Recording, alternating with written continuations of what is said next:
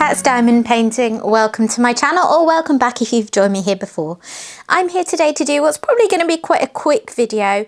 I'm doing a post review of Halloween Gnome from Diamond Art Club, and I did a bit about whether to actually do a post review of this painting because I don't have a ton of stuff to say, but it is seasonal, and yeah, I just thought it would be fun to show you and give you a little bit more detail than I was able to in my quarter-3 review video. Okay, so here it is. Da, da, da. Here is Halloween Gnome by Laurie Furnell at Diamond Art Club. And this one has been really, really enjoyable. It's my second of Laurie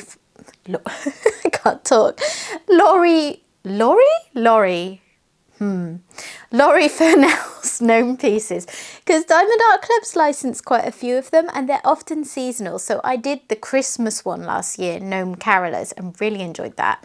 I'll try and put a picture up now if I can. And then this is the second one. So there's lots that I haven't bought, but just once in a while they really appealed to me, and this one did.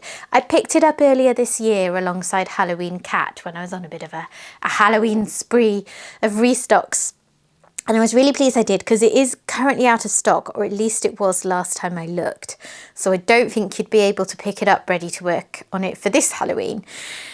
So that's a shame. But yeah, it's a really fun piece. So I chose to do this for the Famalong UK event run by the DAC Fans UK group on Facebook. So if you are a Diamond Art Club fan and you reside in the UK, do check it out. I'll try and remember to link it below. But it's just DAC Fans UK, and it's relatively small because it's new group, but it's growing all the time, and it's a really, really fun place to be. And they are doing this event in September and October, so it's coming up towards the end now. There's been prizes, there's been a lot of community spirit, and it was basically anything in the fantasy and mystical section from Diamond Art Club was eligible to join.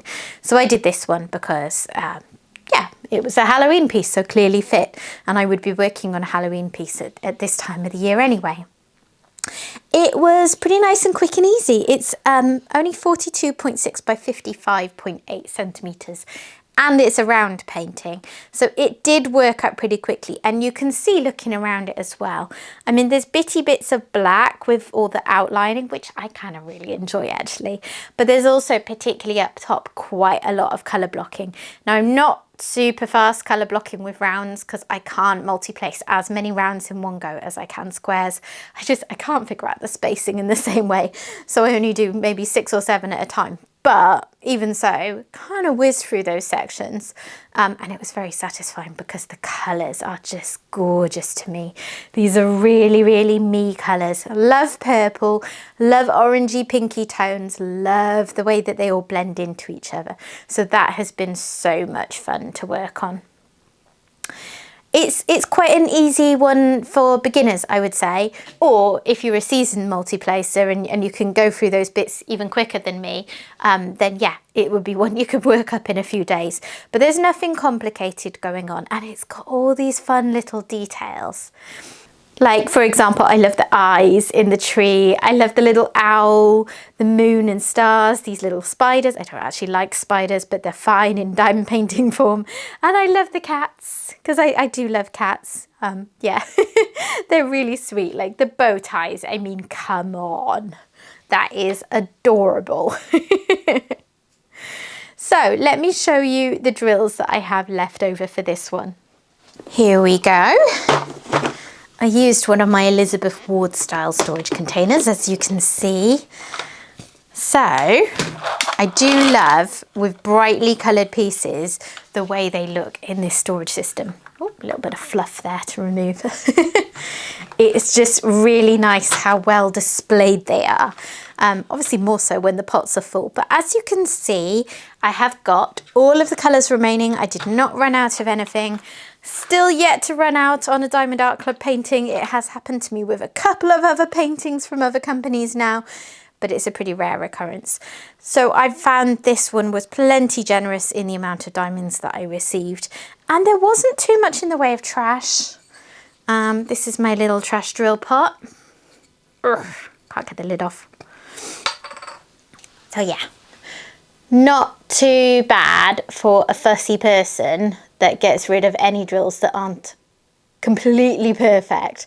If it's got a hole, if it's got a tab, if it's got anything like that, I don't like it and I tend to ditch it. So that's not bad really. I don't remember there being any colours that stood out as being particularly bad either. And normally there's at least 1 or 2 colours in any painting from any shop that are markedly worse than the rest and that annoy me when I have to work with them. But I don't remember there being any of those. And I mean, look how many I've got left of some of them, like the 310s, which, you know, there were a lot of them in the first place, and usually they work out the drills by giving you the amount you need plus X percentage more for, you know, extras. So you'd expect to have more left over for a bigger colour. But still, for a small painting, you know, I feel like these were perfectly generous. Lovely oranges. I need to get this kitted down now and get these into my spare drill storage. I had 5 ABs here, which is not bad, is it? For a small painting. I've just realised I've got that overhead light on and it's casting glare. Okay. Bit darker, but less glare without that. So there's those. It's a very dull day here, unfortunately. And just in terms of AB placement in the painting, I think it was pretty generous, really. Number 1, the green AB was down here in these leafy bits. Number 2, I think was... oh, this peachy AB. Gosh, I don't even remember where that one was. Was that in here? No, that's an orange, I think. I'm not sure. I think probably just little bits of that round and about, like possibly these little sections here. The 3 one was this yellow, and that is up there in the light, and I think the stars and the moon. And then the orange one, I think that was down here, or was that the 2? Oh, I don't know why I embarked on trying to show you where the ABs are. I'm not doing a very good job of it. I think this one must have been here. It's just thrown me because they're paler on top, but that is what it's like. So yeah, this pumpkin in particular is mostly ABs, which is really fun because he stands out from the rest. And then the others just have like little snippets of ABs for accents. And then the white was all through the beard, which is really fun. And then a little bit in the wow, I'm sorry, I don't know what's up with me today. The owl and the tricks or treats signs. So yeah, plenty of AB action going on here. So yeah, it's just been a really fun project. I do prefer squares, and particularly round paintings that are a bit on the smaller side sometimes make me a bit nervous because I like how squares give you more detail and definition for the same surface area. And I like my paintings to look as good as they can. You know, I'd prefer to do a bigger painting that took me longer to finish, but it looked perfect, than a smaller one that doesn't.